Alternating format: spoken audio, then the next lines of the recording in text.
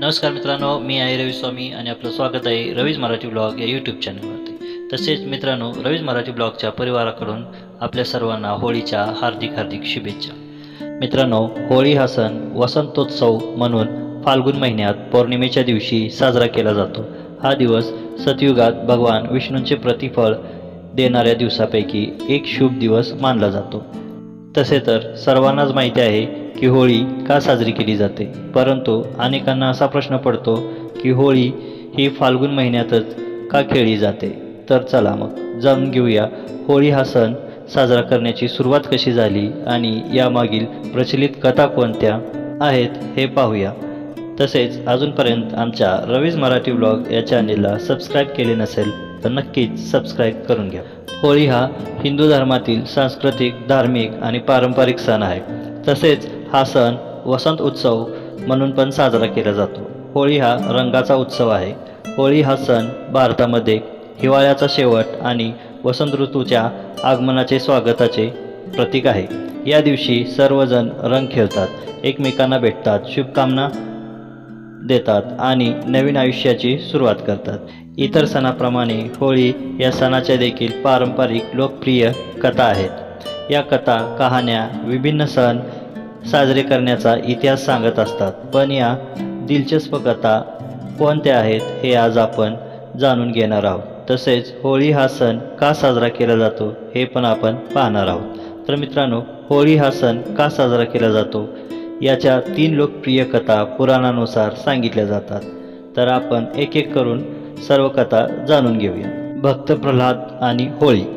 होळीच्या सणासोबत अनेक कहाण्या, कथा जोडलेल्या आहेत। यामधील सर्वात प्रसिद्ध झालेली कथा म्हणजे भक्त प्रल्हादाची कथा आहे। हिंदू धर्मानुसार होळी हा सण भक्त प्रल्हादाच्या आठवणीत साजरा केला जातो।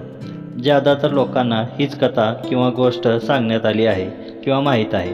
पुराणात सांगितल्याप्रमाणे खूप वर्षापूर्वी हिरण्यकश्यप नावाचा एक अत्यंत क्रूर आणि बलशाली असुर होता। हिरण्यकश्यप आपल्या शक्ती आणि अहंकाराच्या जोरावर स्वतःला देव मानत असे। त्याने आपल्या राज्यात इतर देवांची पूजा अर्चना करण्यास तसेच इतर देवतांचे नामस्मरण करण्यासही बंदी घातली होती। तो सामान्य जनतेवर खूप अमानुष अत्याचार करायचा, त्यांचा छळ करायचा। पण म्हणतात ना, पापाचा घडा कधी ना कधी फुटणारच। त्याचप्रमाणे त्यांच्या पापाचा अंत जवळ आला होता। त्याच्या कुळातच एक पुण्य आत्म्याचा जन्म झाला होता, नाव प्रल्हाद। प्रल्हाद हा राक्षस कुळात जन्माला आला होता। तो हिरण्यकशिपूचा मुलगा होता, परंतु तो ईश्वर भक्त होता। भक्त प्रल्हाद हे भगवान नारायणाचे, विष्णूचे परमभक्त होते। हिरण्यकशिपूला श्रीहरी विष्णूचा राग होता, म्हणून त्यांना भक्त प्रल्हादाने विष्णूची पूजा केलेली, त्यांचे नामस्मरण केलेले आवडत नसत। त्यामुळे ते प्रल्हादाला विष्णुभक्ती करू देत नसत।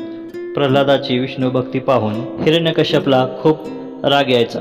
तो यासाठी प्रल्हादाला अनेक प्रकारच्या कठोरातील कठोर शिक्षा द्यायचा, तरीही प्रल्हादाने विष्णुभक्ती सोडली नाही। याच रागाने हिरण्यकशिपू आपल्या मुलाचाच वध करण्याचे ठरवतो।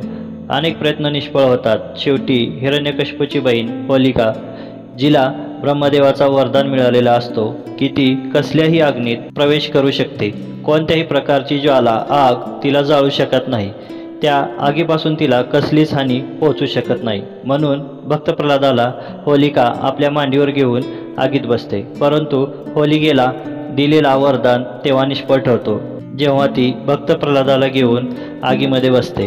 कारण भक्त प्रल्हाद लहान होता, तो निष्पाप होता, तसेच तो विष्णुभक्तही होता। यामुळे भक्त प्रल्हादाला काहीही झाले नाही, मात्र होलिका यामध्ये जळून राख झाली।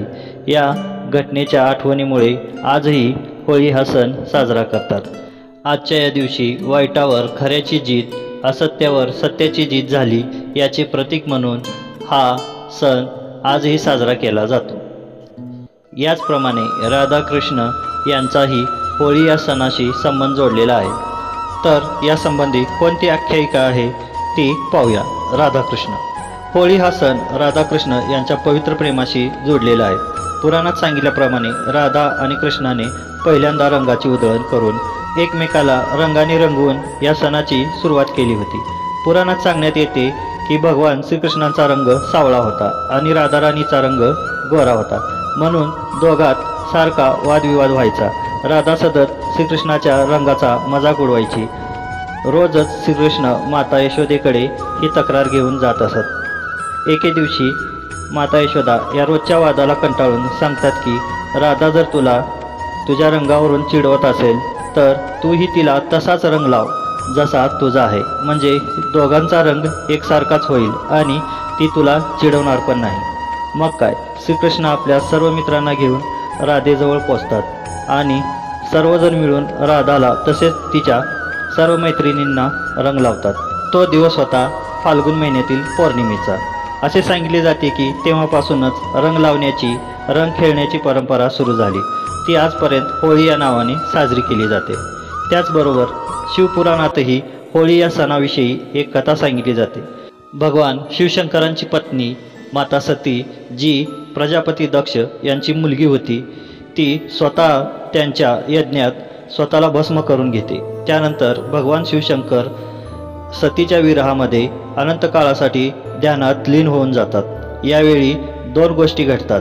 एक म्हणजे तारकासूर ब्रह्मदेवाची अखंड तपश्चर्या करून ब्रह्मदेवाला प्रसन्न करून त्यांना अमरतेचा वरदान मागतात.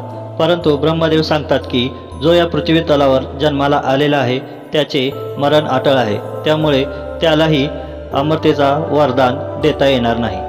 तेव्हा खूप विचार करून तारकासूर म्हणतो की मग मला असे वरदान द्या की माझा वध फक्त शिवपुत्राच्याच हातून होईल. कारण तारकासुराला माहीत असते की सतीच्या विरहात भगवान शिवशंकर अनंत काळासाठी ध्यानावस्थेत गेलेले आहेत. आता ते काय लवकर या ध्यानावस्थेतून बाहेर येणार नाहीत आणि आलेच तरी ते इतर कोणाशी विवाह करणार नाहीत. यामुळे त्यांना मुलगाही होणार नाही आणि त्याचबरोबर माझा वधही होणार नाही. या हेतूने तारकासूर ब्रह्मदेवाकडून हे वरदान प्राप्त करून घेतो. आणि दुसरी घटना म्हणजे सर्व देवांच्या आग्रहावरून माता आदिशक्ती पुन्हा राजा हिमावन आणि त्यांची पत्नी मैनावती यांच्या घरी पार्वतीच्या रूपात जन्म घेते. लहानपणापासूनच माता पार्वती शिव आराधनेत लीन असतात. इकडे तारकासुराचा अहंकार वाढत जातो. तो तिन्ही लोकांवर त्याचे आधिपत्य स्थापन करतो. जनतेचा तसेच देवादिकांचा अमानुष छळ करत असतो. या सर्वाला कंटाळून सर्व देव ब्रह्मा आणि विष्णूकडे मदत मागण्यासाठी जातात. तेव्हा भगवान विष्णू म्हणतात, आता वेळ झाली आहे शिव आणि पार्वती यांचे लग्न करून देण्याची. परंतु भगवान शिव ध्यानमुद्रेत लीन आहेत. त्यांना या ध्यान अवस्थेतून बाहेर काढले पाहिजे. सर्व देव मिळून भगवान शंकराला या मुद्रेतून बाहेर काढण्याचा प्रयत्न करतात, पण यशस्वी होत नाहीत. तेव्हा सर्व देव गंधर्व मिळून विचार करतात आणि देवी रती तसेच त्यांचे पती कामदेव यांना शिवशंकराचे ध्यान भंग करण्याची विनंती करतात. फाल्गुन महिन्यातील पौर्णिमेला देवी रती आणि कामदेव महादेवाचे ध्यान भंग करण्यासाठी महादेवासमोर नृत्य करतात. तरीही महादेव ध्यानावस्थेतून बाहेर येत नाहीत. शेवटी कामदेव आंब्याच्या झाडामागे लपवून पुष्पबाण एक एक करून महादेवावर सोडतात. शेवटी एक पुष्पबाण महादेवाच्या हृदयावर जाऊन लागतो, ज्यामुळे महादेवाच्या मनात कामभावना जागृत होते आणि त्यांची ध्यानावस्था भंग होते. ध्यान भंग झाल्याच्या रागात महादेव आपला तिसरा डोळा उघडतात आणि कामदेवाला जागीच भस्म करून टाकतात. सर्व देवी देवता येऊन महादेवांचा राग शांत करतात आणि विश्वकल्याणासाठी कामदेव सर्वांच्या आग्रहाने आपली तपस्या भंग करण्याचा प्रयत्न करत होते. त्यांना क्षमा करून नवीन जीवनदान द्या अशी विनंती करतात. तसेच माता पार्वतीसोबत विवाह करण्याचीही विनंती करतात. महादेव सर्वांच्या विनंतीला मान देऊन कामदेवाला पुन्हा जिवंत करतात आणि माता पार्वतीसोबत लग्न करायलाही तयार होतात. सर्व देव मिळून या दिवशी मोठा उत्सव साजरा करतात. तसेच फुलांची आणि रंगाची उधळण करतात. तेव्हापासून फाल्गुन पौर्णिमेला हा मोठा सण, उत्सव आणि रंगाची उधळण करण्याची परंपरा सुरू झाली. यामुळे हा सण फाल्गुन पौर्णिमेला साजरा केला जातो. नमस्कार मित्रांनो, तर मग ही होळीची पौराणिक कथा आणि माहिती कशी वाटली हे आम्हाला नक्कीच कळवा. त्याचबरोबर आमच्या रवीज मराठी व्लॉग या चॅनेलला सबस्क्राईब करा. धन्यवाद.